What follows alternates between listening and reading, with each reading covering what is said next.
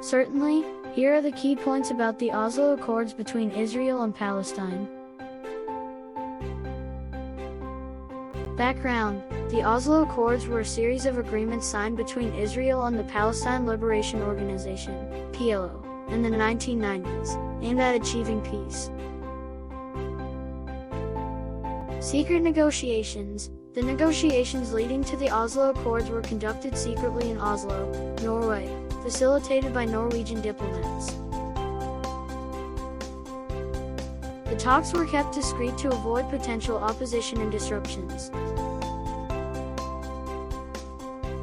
Oslo I Accord, 1993.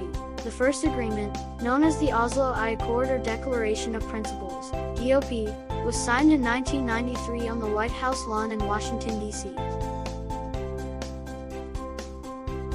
It outlined a framework for future negotiations and established the Palestinian Authority, PA, as an interim self-governing body for parts of the West Bank and Gaza Strip.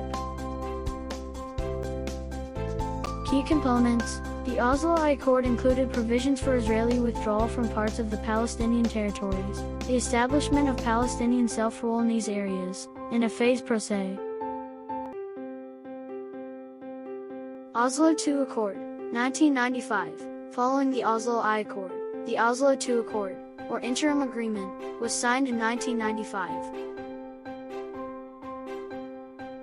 This agreement further detailed the division of the West Bank into 3 zones, Areas A, B, and C, with varying degrees of Palestinian control, and set out procedures for Palestinian elections. Challenges and criticisms: the Oslo Accords faced challenges and criticisms from both sides.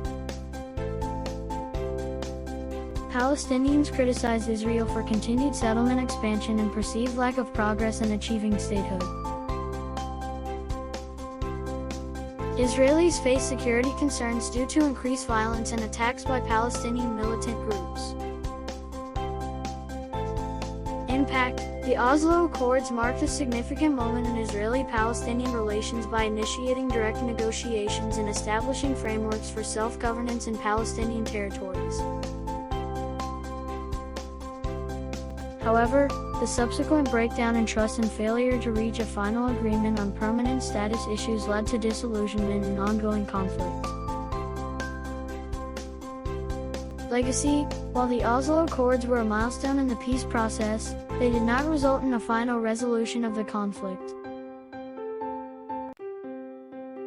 Instead, they brought limited self-rule to Palestinians but left critical issues unresolved, contributing to ongoing tensions and the lack of a comprehensive agreement between Israel. The Oslo Accords represent a pivotal chapter in the quest for peace between Israel and Palestine, but their failure to lead to a final